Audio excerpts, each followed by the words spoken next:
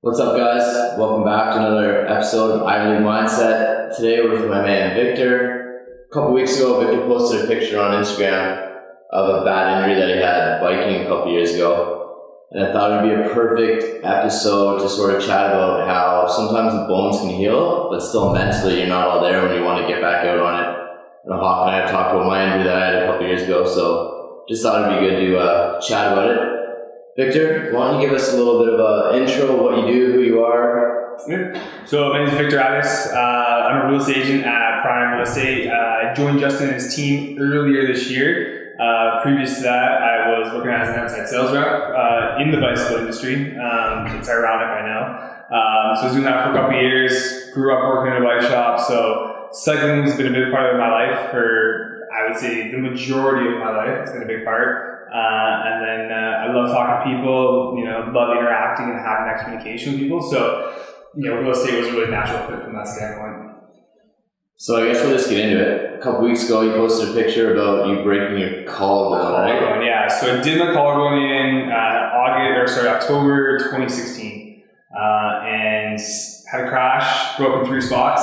I had to get plate 13 screws. Plate and screws are still in there. You can feel them. I can feel it when you run your hand across my collarbone. I can feel all the bumps, and I can count 10 of them. So there's 2 that are somewhere in there. But yeah, so I did that. It was a race weekend. It was really racing. Funny thing is, it didn't happen in the race. So raced Friday, Saturday. Practiced Friday and Saturday. Raced Sunday. And then after the race, just hang out with some buddies. It was like, hey, let's go do a couple fun laps. So downhill mountain biking is what we were doing in Vermont. So we were there, end of the day, going down. A jump that I kind of been hitting on and off all weekend. I was like, whatever, just cruising through. I didn't take into consideration how tired I was. After 2.5 days of a lot of riding, we probably did almost 10,000 feet of descending over those 3 days. It was one of those spots where I was like, charge into it, pull up, and as soon as I left the lip, I was like, I'm not going to make this. Jump was about 30 feet, probably, and it just came up short. Tried to absorb it kind of, as soon as I left the lip, I was like, I'm not going to make this. So I'm like trying to brace, you kind of, instinct takes over, you're going to crash. Tried to absorb it, and I just couldn't absorb all of it. Crashed, got pitched over, cartwheeled down the hill, stood up, and I was kind of like I knew, I thought I dislocated my shoulder initially. Like, moved my arm around, like, no, it's good, I think I'm alright, telling buddies, I think I'm fine. And buddies, good friend, Brandon Castle, was like, let me look. So he pulls my jersey down, and he's like, your collarbone was in a W, basically. He's like, you're not fine, like, you're hurt. So, go down to the car, and then, like I was just saying before we took the camera on, my previous injury, I was injured in the States as well. And I learned, I was like, I don't like US hospitals. So I was like, you know what, T3s, get in the car. So I drove myself home, it's about a 9-hour drive. Went to bed that night, went to Victoria Hospital, St. Joe's Hospital in the morning, and just kind of be like, you're having surgery tomorrow. So it was quick. They didn't try and, we were able to fix it. They stepped out of there like, you're having surgery. Yeah. It always seems to happen on those easy runs. You've done it before a million times. That's where the worst injuries always seem to happen, It really was. And like I said, at the end of the day, it was just a cruising. Race was over. Just wanted to have some fun. And just totally got caught off guard. And my previous injury, it's a little bit of history. 2 years before that, I had a crash and had to have my elbow replaced. Again, a mountain bike crash. And I thought I learned my lesson from that. Don't ever take things for granted. Always be aware. Always kind of know your situation. But I think it was just one of those things where I got maybe a little cocky, and just went for it when I had really no business at that time of day after racing a weekend. I'm like, in hindsight, I was such an idiot when I did it. But it is what it is. So how long did it take you to physically recover from that injury? So physically, I had surgery that following week, plated, screwed, and I would say I was moving my arm within probably 2 weeks of that. I always push my rehab really far any time I've had surgery. I like to be sore. I like to really push the limits of it. So I would say I was back using, full range of motion movement by Christmas time, which is about 7-8 weeks after surgery. So standard timeline for most collarbones, I think, from anything I've ever done or heard about. I was back using by Christmas time. It wasn't probably till January, February though, where I could I could do a bench press. There's I need part mental, part physical. Just I'm like, if I push, how is my collarbone going to hold up, right? Is it going to pop, pull the plate off? Is it going to, because it needs to fuse together. And they say it's fused after the 7 weeks, I believe is what the timeline they gave me. But in terms of like structural, like there's still some gaps in the bone. Things aren't completely healed, even though it's healed. Yeah, like you think you're good, you go to do that one bench press and you pop it out and you're back to square one. That's just it, right? So I was very cautious that way. But driving, doing things, cooking, using both hands by Christmas. And then I want to say it was probably February before I was starting to kind of back in the gym and back doing kind of that normal stuff for me. So you basically had like the whole off-season off-mountain biking then to recover? Like when does it start back up? Pretty well. Yeah, the guys that really start going hard, late March, early April is when I started riding quite a bit up here. The group of guys I ride with, we typically go down south once a month. I actually have a trip coming up at the end of November to go down to Tennessee to do a weekend's worth of riding. So you usually try and sneak it in there just to help break out the monotony when you're getting away, getting some riding in, and then also just kind of keep those skills, somewhat sharp. Yeah. For that. So that winter, nothing. And then when you got back into it in the spring, did your mindset all change when you got back on your bike? It did. So after that, I really slowed down. Up to that point, I'd been racing. I thought was for me a very high level. Growing up, I was never really a natural athlete. I had to work for anything I ever wanted athletically. So I put a lot of time in. I was winning races up and down the East Coast of the U.S. in the amateur 19 to 29 category, which was always a very competitive category in that discipline. And then that summer of 2017, I really made I would say not a conscious decision, but I started questioning my skill set and did I want to take that risk? Because I knew, like I said, I raced for years, so I had an idea of what the consequences were. But it wasn't until that one injury in 2014, and then that following 2 years in 2016, where I'm missing months at a time. And it's not just affecting racing wise. That's one aspect of my life, but work wise, even though I was working in sales, you're still trying to cart samples around. You're still trying to get out and talk to people, and meet people. It's tough to do that when you're either on crutches or in a sling or you're in a brace.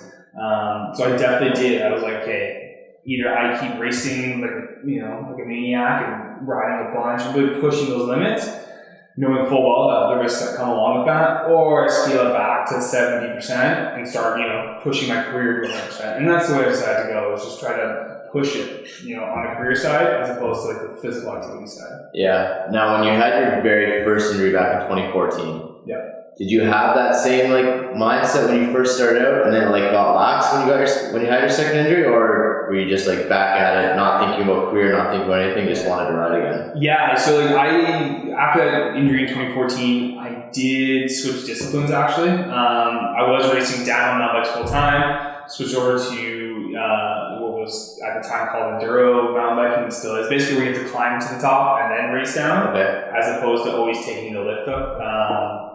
Complicated, convoluted. That's a whole other subject. I'm trying to describe enduro mountain biking, but essentially, on the downhill side, you take a chairlift to the top. On the enduro side, there's a good chunk of time where you have to pedal to the top of the mountain. So I switched over to that. At the time, the courses weren't as aggressive.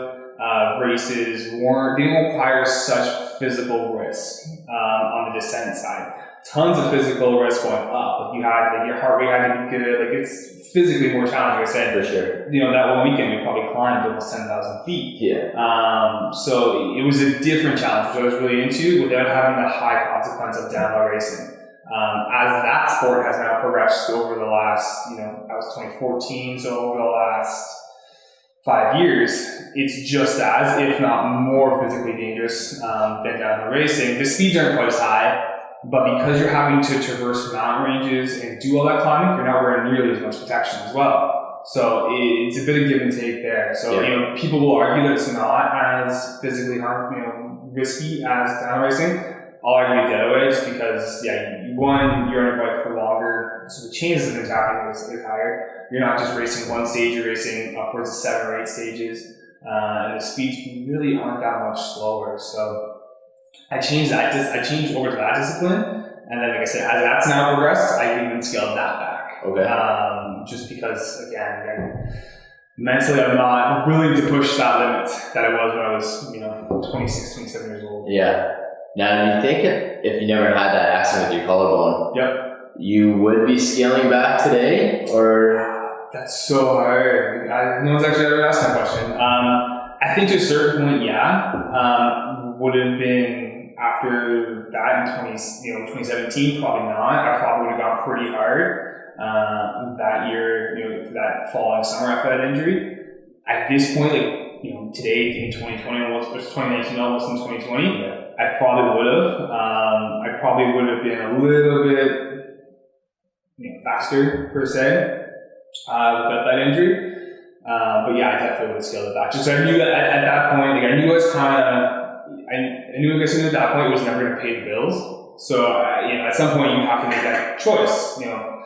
I need to focus on a career. What's going to provide me a good quality of living in life from a career standpoint. So I knew I was getting towards the end of that a little bit. I probably would have scaled it back. To what point? I don't know. Yeah. And now we're 27, we're 2 years out from that injury now, almost. So that happened fall 2016. Basically 3 years. Yeah. So when you, this past season, when you go out, is it still in the back of your mind when you're out there? Have you forgot about it at all, or? Still feel it, actually. It is. It's if I'm spending big weekends on the bike, it's my elbow gets sore from that injury, and then also my collarbone as well. I feel it, and I consciously think of it all the time because there's not a lot of fat there. You feel anytime you take a shower, you feel that injury. You see the scar every time you look in the mirror. It's always there in my mind.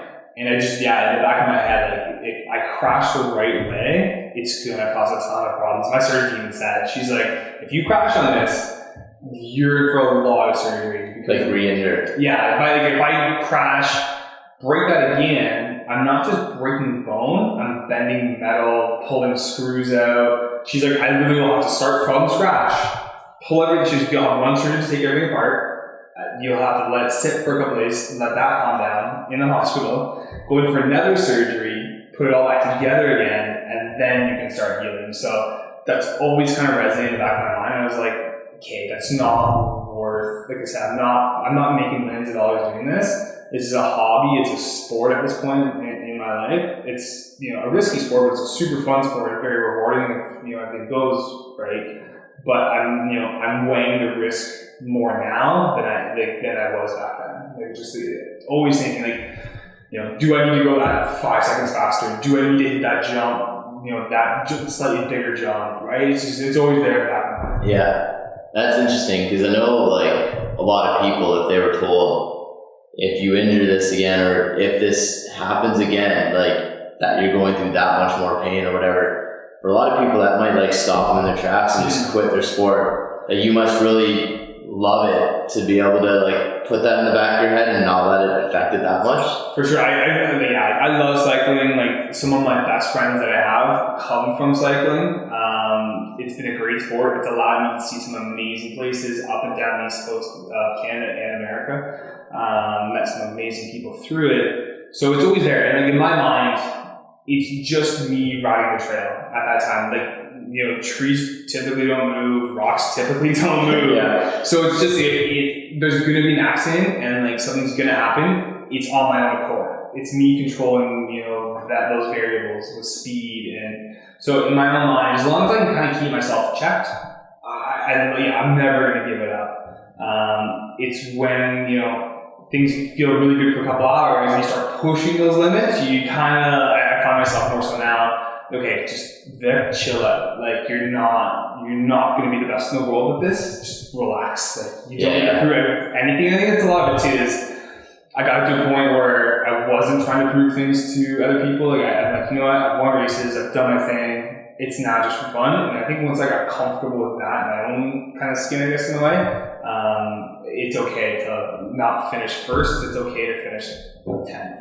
Yeah, like we talk about that a lot, like checking your ego, right? Yeah. Like it's just like if you're going to start working out again, like you can't go bench what you benched 5 years ago or whatever it might be. Yeah. And just having that maturity now to be able to check your ego and know that it's just a hobby, it's just for fun, it's not something crazy. It's that maturity level of being comfortable with where you're at and happy with where you're at and not having to risk it all for, in what the grand scheme of things is very little glory. Yeah. It's like a lot of these races, you know, when we do these races, I'm talking about like these high level races, like the most I ever won was like $100. It's not a lot of money. Like I said, you're not becoming a millionaire racing mountain bikes in North America. It's definitely more for the passion. You know, like the joke that me and a lot of buddies have is, you know, you win these races, you spend hundreds of dollars or thousands of dollars over the course of a season, and you might win some tires. Like it's always been about that, that push to improve yourself. You know, how can I best myself on that day? And for a long time, for me, that's racing was how I did that. Now that's real estate. Like, how can I best serve my clients, do my best work? And I've taken that energy and put it over into work. Yeah, that's awesome. Maybe to conclude here, for our listeners, like an injury like that is almost like comparable to like a big failure, right? Like you tried something, it didn't happen, you got to recover from that and go on. What kind of advice would you give them to maybe overcome a failure or overcome an injury like that or anything like that, just to get like the mind back right to get back into it? I think you have to, and I kind of hinted at it earlier, if you're willing to try something, you have to be willing to fail.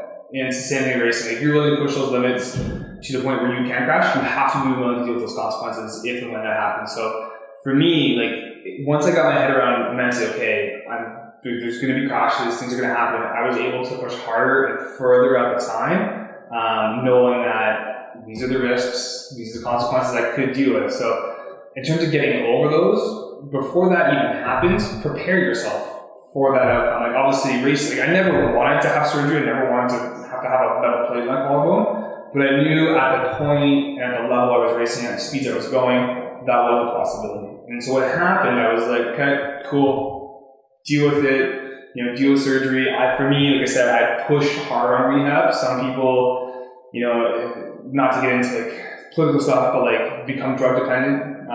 Which is obviously, we're doing that a lot, more so in the US, they're dealing with opioid crisis. But it's having a good support system around you. My girlfriend at the time, she was very nice and helped make lunches and carry stuff around. So it was great there, like having a good support staff. And then, like I said, for me, those guys I raced with, those guys I ride with, I leaned on them too. Like, even when that happened, we could still hang out, we still chat. So that I didn't lose that aspect of it. But yeah, I think that's for, anytime you're willing to take a shot, whether that be, a new challenge, a physical risk, or physical challenge, just, mentally prepare for, what could happen from that. And for me, like that's what helped get me through, is it. I knew what could happen. So when it did happen, I wasn't like super bummed out. Okay, cool, I'm off the bike for 8 weeks. I'll deal with it and I'll do that. Yeah, I like that. You sort of prepare yourself in advance. You don't ever want it to happen, but when it does, you're ready for it, right? For sure. I think, like I said, you have to be aware of what could happen. Even though, like I said, you don't want it to happen, but if you're gonna try and bench press 500 pounds, you might tear a pec. Yeah, it can happen. Yeah, right. So you have to. I think it's naive to think that isn't a possibility. Anytime you're pushing physically and on the mental side, being prepared to deal with some consequences is important. Awesome. And for fans who want to get a hold of you, how can they find you? Instagram's the best way to do it. Victor.Addis on Instagram. Super simple. VICTOR.ADDIS. That's the best way to kind of keep track of me and follow me on there. And if you're a pizza fan, every Tuesday, this man's got Ontario pizza reviews. I just did one today, but so funny. So we did one together. I went and did one today. I won't say where it was. Say where it was. But they did a poppy seed crust. Sesame seed around the crust. It's interesting. It's not bad. Like, it's not bad at all. It's a new pizza spot out in Hyde Park. Okay. And I was like, okay, got it. And I took a bite and I was like, huh, this is not what I was expecting. Nice. So yeah, every pizza reviews every Tuesday. And we'll link all that stuff in the show notes below for Victor. And thanks guys. Until next time. Cheers. Thanks.